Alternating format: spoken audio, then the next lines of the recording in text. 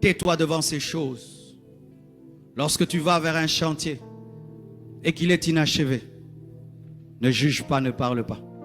Tu ne sais pas ce qu'il sera. Tu ne connais pas le plan de l'architecte. Et tu peux voir qu'il n'y a qu'un trou. Mais ce n'est pas un trou. C'est un immeuble de 10 étages.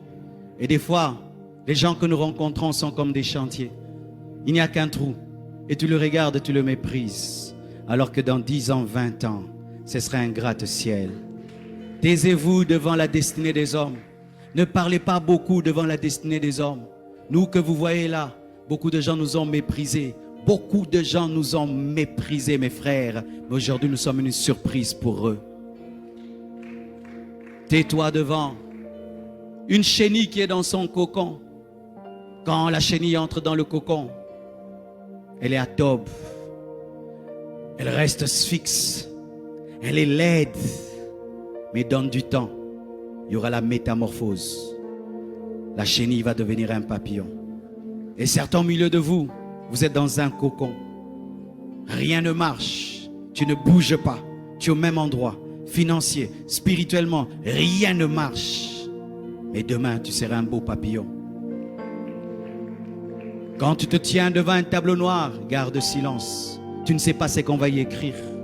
Certaines personnes sont des tableaux noirs. Rien n'est écrit. Ce sont des personnes lambda. Des personnes qui ne marquent pas. C'est une personne, tu oublies même son nom. Mais demain, c'est l'examen de ta vie qu'on va écrire sur ce tableau. Dieu fera dans sa vie des choses où tu dois aller prier pour dire Dieu, est-ce que c'est toi ou c'est pas toi?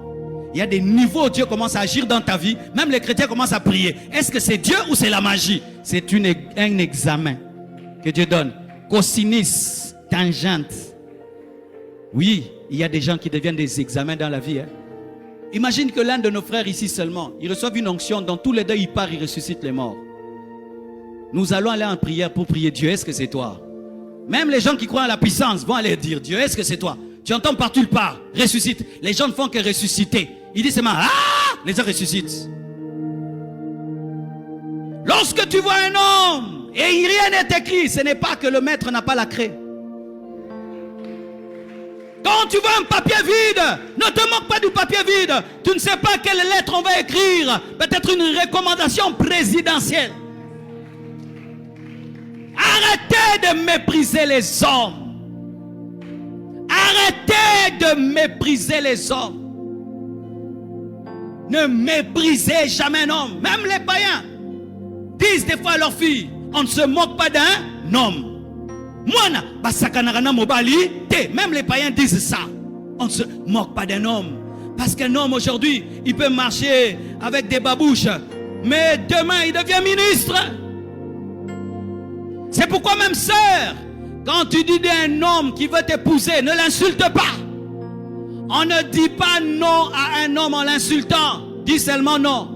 Ne dis pas regarde-toi, regarde-moi, regarde-toi. Arrêtez ces regarde-toi, regarde-moi. Il va te doubler un jour dans la pluie. Je sais ce que je dis, hein. Je connais une fille il y a longtemps. Non, je saute cette partie. Elle va suivre la vidéo. Elle m'a méprisé, frère. Je suis allé demander la main en bus. Elle m'a regardé. Tu dis je t'aime à pied, tu rentres à pied. Ne méprisez jamais les hommes. Ne regarde pas ta vie pour juger un homme. Tu n'es pas Dieu. Ne te moque jamais d'un vase brisé dans les mains d'un potier. Ne te moque jamais d'un vase brisé dans les mains d'un potier. Tu ne sais pas ce qui va devenir un vase d'or. Si tu pouvais regarder Pierre en train de renier Jésus, quel futur tu allais lui donner? Tu allais dire zéro, il n'y a rien ici. Mais Jésus voyait, même derrière le reniement, que cet homme sera prêt à mourir pour moi. Il n'a pas pu mourir pour moi parce qu'il n'avait pas le Saint-Esprit. Quand il aura le Saint-Esprit, Pierre mourra pour moi. Il m'aime beaucoup mais n'a pas la force. Je lui donnerai la force. Ne te moque pas d'un homme qui est tombé dans le péché. Ne te moque pas d'un homme de Dieu qui est tombé dans le péché comme nous faisons maintenant à Kinshasa. Tu ne connais pas quand est-ce qu'il va se repentir. Et c'est que Dieu va lui dire. Vous aimez les épîtres de Pierre? Mais Pierre a renié son maître. Il a dit qu'il ne le connaît pas. Ne te moque pas d'un frère qui traverse des moments difficiles. Tu ne connais pas son histoire avec Dieu. Ne te regarde pas pour juger un homme. Il se peut qu'il sera plus grand que toi. C'est pourquoi tant qu'un homme ne s'est pas tenu debout, ne dis pas que tu es plus grand que lui. Tu peux être debout, l'autre est assis et tu penses que tu es plus grand que lui. Non, il est assis, il n'est pas debout. Lorsqu'il va se déployer, il est plus grand que toi. Ne te moque pas quand tu ne comprends rien. Et même si tu comprends, il y aura toujours des choses que tu ne comprendras pas. Ils se sont moqués de Jephthé parce qu'il avait de mauvaises origines. Mais ce qu'ils ne savaient pas, c'était lui leur juge. C'était leur roi. Parce qu'en ce temps-là, Dieu n'établissait pas encore des rois, c'était des juges. Celui qui était le fils de la prostituée, c'est lui que Dieu avait choisi pour les sauver, les protéger, les défendre. Mais ils l'ont jugé selon des hommes. C'est pourquoi dans l'église, nous devons vivre dans le respect. Moi, j'ai appris à respecter les gens à l'église, mes frères. Ça fait 23 ans que je suis pasteur et ça fait maintenant plus de 31 ans que je suis chrétien. Je crois bien. 31 ans. J'ai vu des frères à l'église qui venaient étudier à l'église. Ils n'ont pas de maison. Ils habitent l'église. Il a toujours le même pantalon. Il prie tout le temps. Il cherche Dieu. Toi, tu viens de chez vous. Tu as papa, maman. Et tu le regardes. Mais il prie Dieu de tout son cœur. Aujourd'hui, ils sont dans le monde entier. Ils influencent la terre. Ils ont tout ce dont ils ont besoin. Les choses qu'ils demandaient à Dieu dans le secret, Dieu entendait, Dieu leur a donné. Un jour, un homme de Dieu a rencontré une sœur. C'était la fille d'un médecin. Il lui a dit, ma sœur, j'aimerais t'épouser. Et la sœur voyait le frère à l'église. Et il était bien habillé des fois. Et puis il dit, frère, je viendrai te visiter. Et ce jour-là, il est arrivé quand le frère ne s'y attendait pas. Et la sœur arrive. Il y avait une porte. Elle entre, c'était une belle maison. Et puis elle pose la question, où est le frère Sonny? Elle dit, frère Sonny, il est derrière. Elle était déjà étonnée qu'on ne dise pas qu'il est dans la grande maison.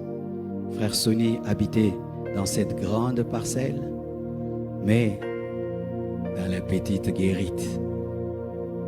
Et elle va.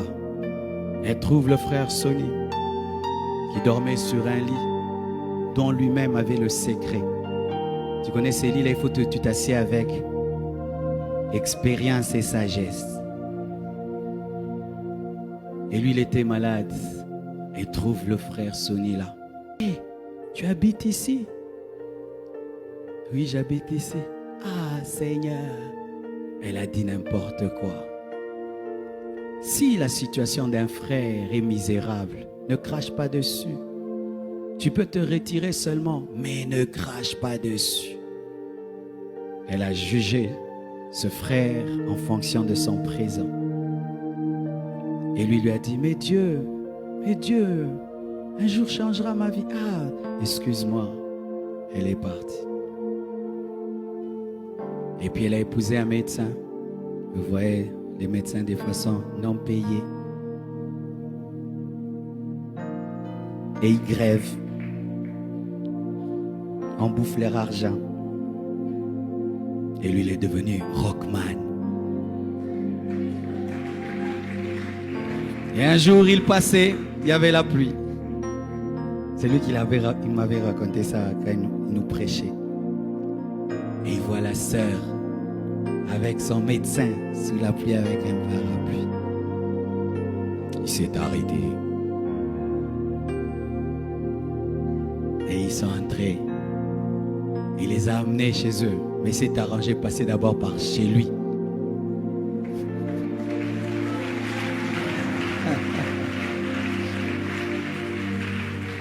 pour qu'il puisse sécher. Et le monsieur était loin. Et la fille est venue et lui a dit, je comprends le verset qui dit que tu perdras par ta faute ton propre héritage. Elle a dit ça. C'est pas que j'encourage les frères, t'as rien, tu cherches une femme. Non, ne changez pas mon message. Ne changez pas. Lui, il avait un ministère déjà. C'est pas que t'as rien là et puis tu veux, non. Il avait déjà un ministère, mais il était au début. Au début du ministère, mes frères, je transportais les bancs. J'achetais les bancs à Montbéliard, dans la boue. J'allais au marché acheter une chaise en plastique. J'habitais des maisons dans lesquelles il pleuvait, dans lesquelles il y avait des gros rats. Je restais devant un arrêt de bus jusqu'à 23 heures pour trouver un taxi. Nous serons à 2 devant. Certains, en voyant ça, m'ont méprisé. Mais d'autres ont vu qui je serais. Ne vous moquez jamais d'un homme. Jamais d'un homme. Parce que là où tu es, pour toi c'est le top. Mais l'autre va commencer là où il est ton top et va dépasser ça. Chaque homme est un point d'interrogation. Chaque homme est un mystère. Et quand tu sais ça, tu respectes les hommes. Dans ce pays, il y avait les mouvanciers. Il n'y a plus les mouvanciers.